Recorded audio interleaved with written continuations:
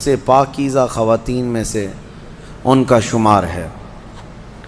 حضرت be be مریم کی ولادت کا واقعہ میں تیسرے پارے کی تفسیر میں سورہ آل عمران میں عرض کیا تھا کہ ان کے ماں باپ نے منت کی تھی، ان کے حضرت بی بی مریم کی ماں حنہ اور ان کے والد عمران، انہوں نے منت کی تھی کہ اگر بیٹا ہوگا تو بیت المقدس میں وقف کریں گے۔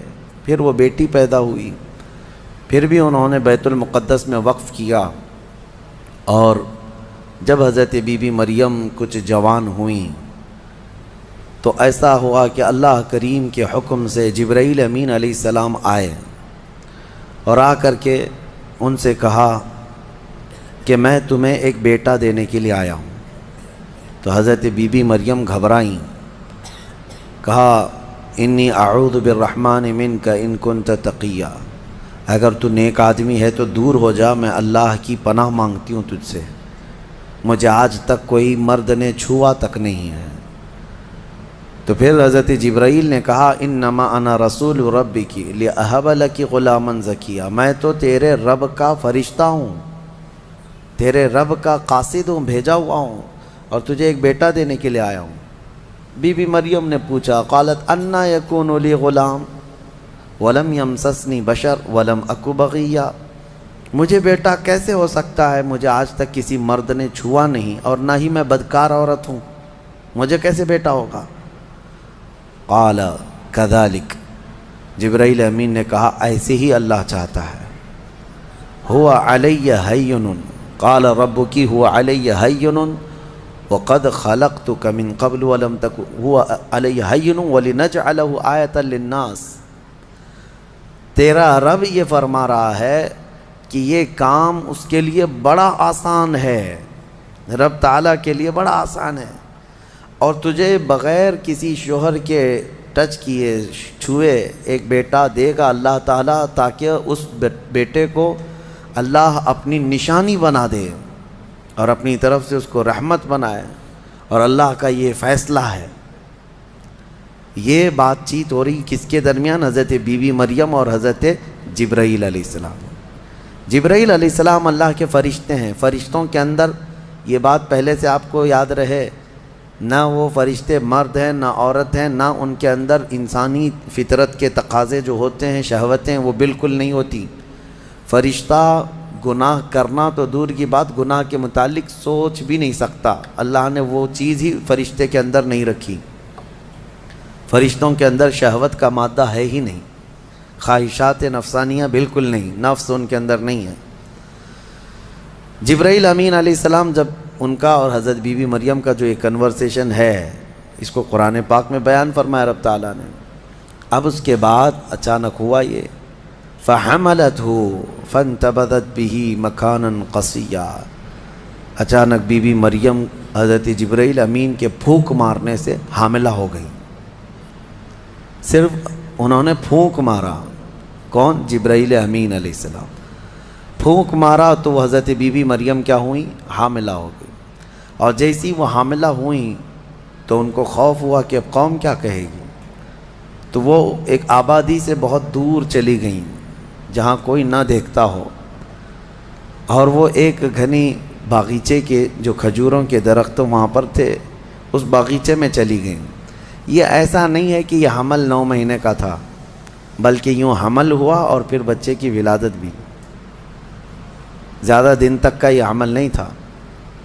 بہرحال جب حضرت بی بی مریم بچے کی ولادت کے آثار نظر آنے لگ گئے، قریب ایک باغیچے میں گئیں، وہاں کا تذکرہ بھی رب تعالیٰ فرماتا ہے فَأَجَاءَهَا الْمَخَاضُ إِلَى جِذْعِ النَّخْلَةِ، ایک کھجور کے درخت کی جڑ کو پکڑ کر کے وہ بیٹھی رہیں، اور پھر اس کے نیچے سے وہاں سے آواز دینے لگی اپنے رب کو کہ مولا میری حفاظت فرما۔ اور درد ایسا ہوتا ہے ولادت کے وقت کا، اس وقت کے الفاظ حضرت بی بی مریم کے قرآن فرما رہا ہے، وہ کہہ رہی تھی کنت نسیا منسیا، یہ درد سے پہلے میں مر گئی ہوتی، بھلا دی گئی ہوتی، کاش میں ان تمام چیزوں میں نہ ہوتی۔ عورت جو ہے اس درد کے وقت بہت ہی زیادہ فرسٹریٹ ہوتی ہے، بہت تکلیف دہ ہوتی ہے، تکلیف زدہ ہوتی ہے، اس قدر کہ موت کے وقت ہونے والی تکلیف سے تھوڑی سی کم تکلیف بچے کی ولادت کے وقت ہوتی ہے۔ ایک عورت کو یہ آسان چیز نہیں ہے، اس کی تقریباً 40 کے قریب ہڈیوں سے تو روح نکل چکی ہوتی ہے عورت کے جسم سے جب بچے کی ولادت کا وقت قریب آتا ہے، اور وہ موت کے منہ میں جا کر کے واپس آنا یہ معمولی بات نہیں۔ اسی لیے اللہ تعالیٰ نے قرآن میں اس کا ذکر فرمایا، وہ حمل یعنی عورت جو ہے حملہ وفصالہ 30 شہر، یہ آیت ہے، اس میں اللہ تعالیٰ فرماتا ہے ووضعتہ کرہا، جب وہ بچے کو جنم دیتی ہے تو بڑی تکلیف کے ساتھ دیتی ہے۔ حضرت بی بی مریم کا بھی جب وہ وقت آیا تو وہ درخت کی جڑ کو پکڑ کر کے آواز دینے لگیں، کاش میں اس درد سے پہلے ختم ہو چکی ہوتی، بھلا دی گئی ہوتی۔ تو رب تعالیٰ کی طرف سے آواز آئی، اللہ تحزنی وقد جعل ربک سریا، گھبرا مت اے مریم، تیرا رب تیرے لیے آسانیاں پیدا فرمائے گا، آسانیاں پیدا فرمائے گا۔ اس درخت کو ہلاؤ، پکی کھجوریں گریں گی تم پر۔ حضرت اللہ کی طرف سے حضرت بی بی مریم کو جو پیغامات آ رہے تھے یہ کیا تھے؟ یہاں پر بھی میں بتا دوں، اللہ تعالیٰ اپنے بندوں کو جو پیغامات دیتا ہے اس کے 3 طریقے۔ ایک وحی ہے جو نبیوں کو دی جاتی ہے، یعنی وہ وحی ہے، اس کو وحی کہتے ہیں، جو اللہ تعالیٰ کا پیغام نبی کو آئے۔ وحی کے بھی کئی طریقے ہیں، ڈائریکٹ اللہ تعالیٰ سے وہ کلام کر لیں یا کسی فرشتے کے ذریعے سے کر لیں، جیسے جبرائیل امین علیہ السلام جو لے کر کے آتے تھے اور نبیوں کو پہنچاتے تھے، یہ بھی کیا ہے، اس کو کیا کہتے ہیں، وحی، وحی ہے۔ اور اللہ کے ولیوں کو جو پیغامات اللہ کی طرف سے ملتے ہیں، اس میں فرشتہ تو نہیں آتا، لیکن اللہ تعالیٰ ان کو کچھ باتوں کی ہدایت دل میں ڈالتا ہے یا ان کے ذہن میں، دماغ میں وہ چیزیں اچانک اترتی ہیں، اس کو کہتے ہیں الہام۔ یہ وحی نہیں ہے، یہ کیا ہے، الہام۔ اور عام مومنین کے دلوں میں بھی اللہ ہدایت ڈالتا ہے، آپ کو خود بھی کچھ چیزیں سمجھ میں آ جاتی ہیں، یہ صحیح ہے، یہ غلط ہے، یہ اللہ کی طرف سے دی ہوئی ہدایت ہے، اس کو القاء کہتے ہیں۔ ہے اللہ کی دی ہوئی ہدایت، لیکن اگر وہ نبی کو ہو تو وحی ہے، ولی کو ہو تو الہام ہے، عام مومنین کو ہو تو القاء ہے۔ اور کچھ کافروں کو بھی ہوتی ہے، کافروں کو جو چیزیں معلوم ہوتی ہیں اس کو استدراج کہتے ہیں، یعنی وہ بھی کچھ چیزیں معلوم کر لیتا ہے۔ بہرحال یہ ایک الگ بحث ہے۔ حضرت بی بی مریم کو یہ الہام اللہ کی طرف سے تھا۔ اللہ تبارک و تعالیٰ نے ان کو فرمایا کہ درخت کی یہ جڑ کو ہلاؤ، پکی کھجوریں گریں گی۔ کھجوریں گریں تو اللہ کا حکم ہوا فکلی وشربی وقری عینا، کھاؤ پیو اور اپنی آنکھیں ٹھنڈی کرو۔ درد زہ اس کو کہتے ہیں، بچے کی ولادت کے وقت ہونے والا درد۔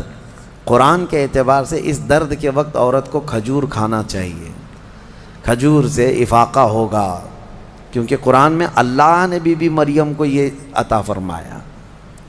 وہ کھجوریں کھائیں اور اس کے بعد اب جو حکم تھا اللہ کا وہ کیا تھا، فَإِمَّا تَرَيِنَّ مِنَ الْبَشَرِ أَحَدًا فَقُولِي إِنِّي نَذَرْتُ لِلرَّحْمَنِ صَوْمًا، اگر کوئی آدمی تجھے نظر آ گیا بچہ ہونے کے بعد، بچے کو دیکھ کر کے کوئی بھی اگر تم کو نظر آیا تو بات مت کرنا کسی سے۔ اس وقت چپ کا روزہ ہوتا تھا، یعنی خاموشی کا روزہ، ہماری شریعت میں نہیں ہے، لیکن پہلے کی شریعت میں چپ رہنے کا روزہ بھی ہوتا تھا، یعنی وہ جو ٹائم ہے اتنے ٹائم تک کسی سے بات نہیں کریں، یہ ہونا چاہیے، لیکن ہماری شریعت میں نہیں ہے۔ کاش یہ روزہ عورتوں پر ہو جاتا، بہت سارے لوگ محفوظ ہو جاتے ہیں۔ خیر، حضرت بی بی مریم کو کہا گیا کہ چپ کا روزہ رکھنا، اور کوئی بھی اگر بات کرے تو اشارہ کرنا اپنے بیٹے کی طرف کہ اس سے بات کرو، میں آج چپ کا روزہ ہوں، یعنی وہ اشارہ لوگ سمجھ جاتے تھے کہ روزہ ہے۔ تو حضرت بی بی مریم وہاں جب پہنچی تو درد زہ کے بعد حضرت عیسیٰ علیہ السلام پیدا ہو گئے۔ وہ ایک پتھر پر جلوہ بار ہوئے، اور جیسے ہی پیدا ہوئے حضرت عیسیٰ علیہ السلام وہ پاک صاف تھے، کوئی دایا نہیں، کوئی نرس نہیں، کوئی نرسنگ ہوم نہیں، یہ اللہ تعالیٰ کی قدرت تھی، ایک صحیح سلامت بیٹا، اور وہ بھی اللہ کی نشانی بنانی تھی بغیر باپ کے۔ حضرت عیسیٰ علیہ السلام پیدا ہوئے اور حضرت بی بی مریم اپنے بیٹے کو اٹھائیں اور لے کر کے چل پڑیں ایک ہی دن میں، جس کو کہتے ہیں زچہ عورت، یعنی جس کا بچہ ہوا ہوتا ہے وہ عورت کمزور ہو جاتی ہے، لیکن حضرت بی بی مریم اپنے بیٹے کو اٹھائیں اور چل پڑیں۔ جیسے ہی وہ بستی کی طرف آنے لگی، ان کی گود میں بچہ تھا، لوگوں کی نظر پڑ گئی، کوئی ادھر ادھر چیمی گوئیاں شروع ہو گئیں، باتیں کانا پوسی، لوگ جمع ہوئے اور پوچھنے لگے، یا اخت ہارون ما کان ابوک امرأ سوء وما کانت امک بغیہ، اے مریم تو تو بڑی پاک خاتون ہے، اخت ہارون کہا جاتا تھا پاک عورت کو، تو تو بالکل ہارون کی بہن کی طرح ہے، تو نے یہ کیسے کر لیا؟ نہ تیرا باپ بدماش تھا، نہ تیری ماں بری تھی، یہ کہاں سے آ گیا تیرے اندر بچہ؟ فاشارت الیہ، بی بی مریم نے اپنے بیٹے کی طرف اشارہ کیا، اس سے بات کرو، میں آج چپ کا روزہ ہوں۔ لوگوں نے کہا، قالوا کیف نکلم من کان فی المہد صبیا، ہم اس سے کیسے بات کریں جو گود میں بیٹھا ہوا ہے؟ گود کے بچے سے بات کریں گے؟ تو اشارہ اس طرف کر رہی ہے۔ تو لوگ ابھی یہ بات چیت کر ہی رہے تھے، گود میں سے ہی حضرت عیسیٰ علیہ السلام بول پڑے، قال انی عبد اللہ آتانی الکتاب وجعلنی نبیا وجعلنی مبارکا اینما کنت واوصانی بالصلاة والزکاة ما دمت حیا وبرا بوالدتی ولم یجعلنی جبارا شقیا والسلام علی یوم ولدت ویوم اموت ویوم ابعث حیا۔ یہاں تک کا کلمہ عیسیٰ علیہ السلام نے گود میں ہی کیا۔ کیا کہتے ہیں؟ اے لوگوں، میں اللہ کا بندہ ہوں، انی عبداللہ، میں اللہ کا بندہ ہوں، اور اس نے مجھے نبی بنا کر بھیجا ہے۔ حضرت عیسیٰ علیہ السلام کو گود میں ہی نبوت ملی ہے، گود میں نبوت ملی ہے، اس نے مجھے نبی بنا کر بھیجا ہے۔ صرف نبی نہیں، وجعلنی مبارکہ، اور مجھے برکت والا بنا کر بھیجا ہے۔ اور پھر مجھے اللہ نے یہ حکم دیا ہے میں جہاں کہیں پر بھی رہوں نماز قائم کروں، زکوٰۃ دیتا رہوں، جب تک میں زندہ رہوں نماز قائم کرتا رہوں اور زکوٰۃ دیتا رہوں، ان کی امت کی اور ان کی شریعت کی جو نماز رہی۔ اور پھر اللہ نے مجھے حکم دیا ہے کہ میں میری ماں کا فرما بردار رہوں اور اس کا نافرمان نہ رہوں۔ اور پھر آخری والا جملہ تو بہت امپورٹنٹ ہے ہم سنیوں کے لیے، جو عیسیٰ علیہ السلام نے کیا۔ عیسیٰ علیہ السلام کی ولادت کا دن، جیسے کہ آج پوری دنیا میں کرسچن بھی مناتے ہیں 25 دسمبر کو، کرسمس جو مناتے ہیں، الگ الگ روایتیں واللہ عالم جو بھی ان کی پیدائش کا دن رہا، لیکن عیسیٰ علیہ السلام کا یہ جملہ بڑا امپورٹنٹ ہے۔ آخر میں اپنی گود میں انہوں نے کیا کہا؟ والسلام علی یوم ولدت ویوم اموت ویوم ابعث حیا، کہتے ہیں مجھ پر اللہ کی سلامتی ہو جس دن میں پیدا ہوا، جس دن میں پیدا ہوا، اور جس دن میں انتقال کروں گا، اور جس دن میں اٹھایا جاؤں گا، وہ سب ان سب دنوں پر اللہ کی سلامتی ہو۔ عیسیٰ علیہ السلام جس دن پیدا ہوئے وہ سلامتی والا دن ہے، تو 12 ربیع الاول کیوں نہ سلامتی والا دن؟ میرے آقا صلی اللہ علیہ وسلم جس دن پیدا ہوئے کیا وہ سلامتی والا دن نہیں ہے؟ اور ایک نبی خود اپنی ولادت کے دن سلام بھیج رہے ہیں، اور یہاں کروڑوں امتی اپنے نبی کے پیدائش کے دن سلامتی بھیجیں، تو یقیناً یہ قرآن کے حکم کے مطابق ہے۔ بہرحال یہاں تک بات ہوئی، اب چپ ہو جانا چاہیے۔ بچے کی زبان سے جب یہ باتیں سن لی، یہ معجزہ نہیں تو اور کیا ہے؟ اس کے بعد عیسیٰ علیہ السلام ایسا نہیں کہ گود میں ہی بولتے تھے، بس اتنا بولے اور خاموش ہو گئے۔ پھر جب بولنے کی عمر آئی بچوں کی، تب آپ پھر بولنے لگے۔ اب عیسیٰ علیہ السلام کے متعلق اب سنیے، جب آپ پھر جوان ہوئے اور عجیب و غریب باتیں، ظاہر سی بات ہے اللہ کے نبی ہر زمانے میں پاک لوگ ہوا کرتے ہیں، پاکیزہ لوگ، ان کی زبان میں اثر الگ۔ پھر اللہ تبارک و تعالیٰ نے آپ کو جب نبوت گود میں عطا کی تھی تو جوان ہوتے ہی آپ نے تبلیغ اپنے دین کی شروع فرمائی، لوگوں کو ایمان کی طرف بلائے، ایک خدا کی عبادت کی طرف، آخرت کی طرف لوگ آتے رہے اور آپ کی طرف متوجہ ہوتے رہے۔ یہ زمانہ یہودیوں کا ہے، بڑے ڈینجر لوگ ہیں ہر زمانے میں، یہ یہودی بڑے ڈینجر ہیں۔ یہ ظالم جو ہے معمولی نہیں ہے. کیوں ان کے اوپر اللہ نے قرآن میں لعنت فرمائی ہے؟ یوں ہی نہیں، یہ ان یہودیوں نے تقریباً 10,000 نبیوں کا قتل کیا ہے. ہاں، جیوز لوگوں کو آج برا لگتا ہے میری تقریروں کو کوٹ کر کے بہت سارے جگہ. اس وجہ سے تو میری تقریریں لے کر اسرائیل والے بیٹھے ہیں، مجھے ویزا نہیں دیتے. مجھے اس سے فرق نہیں پڑتا. ہمارے لیے جو اصلی ویزا ہے وہ مدینہ طیبہ کا ہے. جب تک وہ دروازہ کھلا ہے ہماری روح جسم میں باقی ہے. اور میرے آقا صلی اللہ تعالیٰ علیہ وسلم کے عنایت سے، ان کے کرم سے ہمیں اتنا یقین ہے کہ اگر جانے کی طاقت استطاعت کہیں کی بھی نہ ہو، اتنا یقین ضرور ہے میرے اعمال کا بدلہ تو جہنم ہی تھا، میں تو جاتا میرے سرکار نے جانے نہ دیا. جب وہ جائیں گے اپنے غلاموں کو ساتھ لے کر جنت میں جائیں گے انشاءاللہ. یہودیوں نے اس وقت بھی نبیوں کی دشمنی کی تھی، اب عیسیٰ علیہ السلام کے دشمن ہو گئے. ان کو یہ تھا کہ ان کی طبیعت کے خلاف جب بھی کوئی بات کرے تو اس کے دشمن ہو جاتے تھے. یہودیوں کو یہ چاہیے تھا کہ ان کی طبیعت میں جیسی ہے ویسی شریعت ہونی چاہیے. الگ سے اللہ کے احکامات کو نہیں ماننا ہے، کتاب کے جو احکامات ہے اسے نہیں ماننا ہے، نبیوں کے احترام نہیں ہے. ان کو خود کی بنائی ہوئی شریعت چاہیے. بڑے امیر لوگ کچھ غلطی کریں تو انہیں معاف کرنا چاہیے، غریب لوگ کریں تو انہیں خوب مارنا چاہیے. یہ یہودیوں کی طبیعت تھی. یہودی یہ چاہتے تھے. عیسیٰ علیہ السلام جب جوان ہوئے تو آپ کی طرف لوگ ایمان والے بڑھنے لگ گئے. ان کو حواریین کہا جاتا ہے. جیسے میرے آقا کے ساتھیوں کو کیا کہتا ہے؟ صحابہ اکرام، صحابہ. اور حضرت عیسیٰ علیہ السلام کے جو ساتھی صحابی تھے ان کو حواری کہا جاتا ہے. یہ عیسیٰ علیہ السلام کے حواری وہ بڑے مخلص لوگ آپ کے ساتھ تھے. 12 لوگوں کا تو ذکر آیا ہے اور 4 مشہور شاگرد ہیں. انہی 4 لوگوں نے حضرت عیسیٰ علیہ السلام کی پوری انجیل کو ترتیب دیا. یوحنا، لوقا، متی، مرقس، یہ 4، انہی کے 4 ناموں سے آج انجیل بھی، بائبل بھی ہے. تو بائبل یوحنا کو آج جان کہا جاتا ہے. یوحنا کو یہ بدل کر کے جان کہتے ہیں. متی جو ہے ان کو میتھیو کہتے ہیں. اور مرقس کو غالباً کچھ اور نام، مرکری و کچھ نام دیتے ہیں.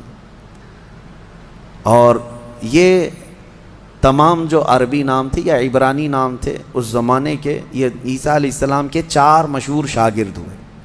اب عیسیٰ علیہ السلام کے معجزے میں آپ کو بتاؤں. اللہ تعالیٰ نے 3 معجزے آپ کو دیے تھے عیسیٰ علیہ السلام کے. 3 معجزے مشہور ہیں.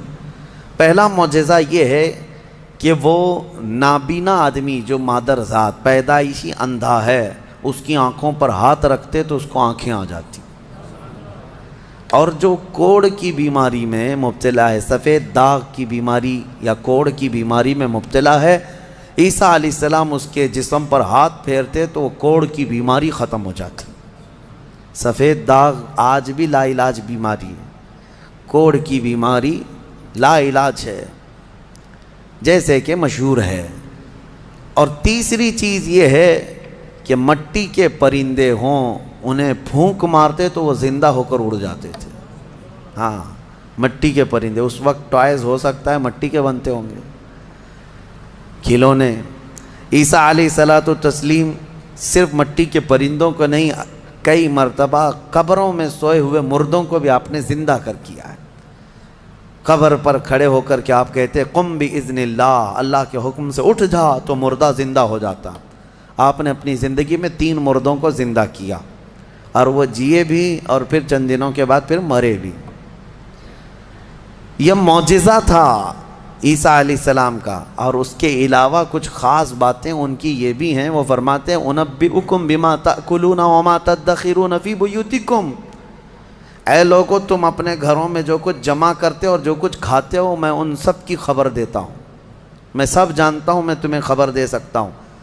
عیسیٰ علیہ السلام اپنے گھر میں بیٹھ کر امتیوں کے گھروں میں کیا ہے سب جانتے تھے. یہ قرآن سے ثابت ہے. پھر بھی یہ ظالم ہمارے نبی کے متعلق کہتے ہیں کہ ان کو پیٹھ پیچھے کا علم نہیں تھا. بنی اسرائیل کے نبی عیسیٰ علیہ السلام کے بارے میں یہ یقین ہے، قرآن کہہ رہا ہے وہ اپنے امتیوں کے گھروں میں موجود کھانا جمع کرنا اس کو وہ جانتے تھے، عیسیٰ علیہ السلام، اور وہ عیسیٰ جو خود میرے نبی کی امت میں آنے والے ہیں، جو اخیر زمانے میں میرے آقا کی امت میں آنے والے ہیں، وہ جب سب کے گھروں کے حالات جانتے تھے تو پھر میرے آقا صلی اللہ تعالیٰ علیہ وسلم اپنے امتیوں کے احوال سے کیسے بے خبر ہو سکتے ہیں؟ الحمدللہ بریلویوں کا یہی کہنا ہے، اور اعلیٰ حضرت فاضل بریلوی رحمۃ اللہ علیہ کا یہ احسان ہے کہ آپ نے صحیح سمت میں جو صحابہ کا عقیدہ تھا وہی عقیدہ ہمیں عطا کیا ہے۔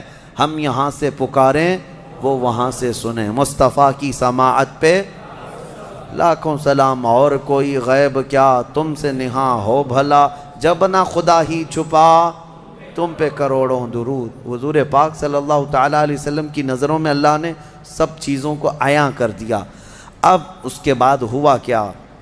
یہ یہودی ظالم عیسیٰ علیہ السلام کے دشمن ہو گئے، کیونکہ آپ کا دین پھیلتا جا رہا تھا، عیسائی بڑھتے جا رہے تھے۔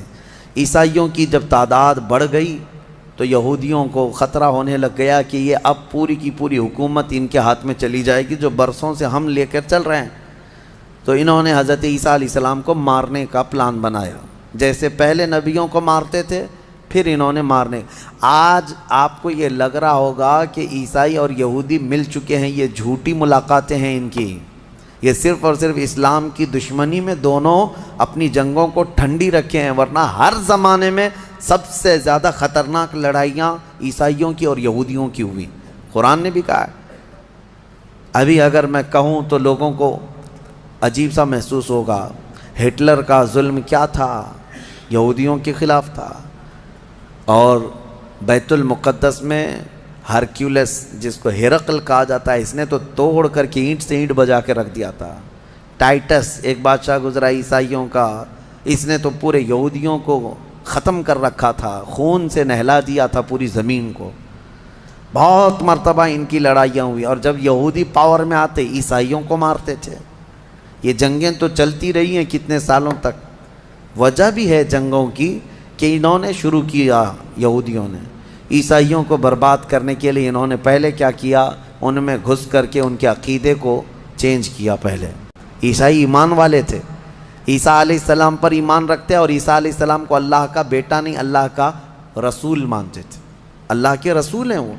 یہودیوں نے انہیں گمراہ کیا، پادری بنا بنا کر کے ان میں گھسا دیا کہ وہ پادری ایسے چرچوں میں گئے جہاں جا کر کے انہوں نے بائبل کو اپنے انداز سے شرح لکھنا شروع کیا کہ اس کا مطلب یہ ہے، اس کا مطلب یہ ہے، اور پھر بعد والی جنریشن نے اس کا عقیدہ بنا لیا۔ یہ یہودی اسی طرح سے ہماری امت میں بھی گھس گھس کر کے فرقے بنائے ہیں، ان کا کام یہ ہے ہر زمانے میں۔ اور یہ میں ہوا میں نہیں بول رہا ہوں، باضابطہ انہوں نے یہ سب کام کر کے کتابیں بھی لکھی ہیں کہ ہم نے یہ کیا ہے، اعتراف کیا ہے۔ مارکیٹ میں آج کتابیں ملتی ہیں، یہ جو کرتے ہیں اور اس کے بعد اعترافی کتاب بھی لکھتے ہیں کہ ہم نے یہ کام کیے ہیں۔ بہرحال عیسیٰ علیہ السلام کو قتل کرنے کا منصوبہ بنایا اور ان کے گھر کے اطراف جمع ہو گئے۔ عیسیٰ علیہ السلام کو اللہ تعالیٰ نے وحی کے ذریعے بتا دیا کہ تمہارے دشمن تمہارے قتل کے درپے ہیں۔ عیسیٰ علیہ السلام اپنے حواریین سے رات میں ملاقات کرتے ہیں، ان کو دین کے ساری باتیں پیش کرتے ہیں، اور جو انجیل تھی جس کو یہ بائبل کہتے ہیں وہ سب اپنے شاگردوں میں تقسیم کر دیا، اور سب کو الگ الگ جگہ جانے کا حکم دیا کہ تم فلاں جگہ چلے جاؤ، تم فلاں جگہ چلے جاؤ، تم فلاں جگہ چلے جاؤ۔ اور پھر سب کو یہ اپنی آخری وصیت میں کہا میں اللہ کے حضور جا رہا ہوں۔ یہ ان کے آخری پیغامات تھے اپنے شاگردوں کو، اپنے صحابہ کو، اپنے حواریین کو کہا۔ ان کے حواریین سب چلے گئے، عیسیٰ علیہ السلام اکیلے تھے گھر میں۔ اب یہودیوں نے ان کے گھر کا گھیراؤ کر لیا۔ یہ قرآن سے جو بات ثابت ہے وہ میں بتا رہا ہوں، یہ آج تک عیسائیوں کو بھی ان کی کتابوں میں نہیں ملی بات، ان کو اس چیز کا علم نہیں ہے، لیکن قرآن میں ہے۔ کیونکہ عیسیٰ علیہ السلام گھر میں تھے، اس کے بعد عیسائیوں کو کہاں سے پتہ چلے گا کیا ہوا تھا؟ عیسیٰ علیہ السلام کے جو حواریین تھے وہ بھی دور چلے گئے تھے، گھر میں کیا ہوا کسی کو نہیں معلوم۔ ہوا یہ کہ یہودی قتل کرنے کے لیے آئے اور اپنے ایک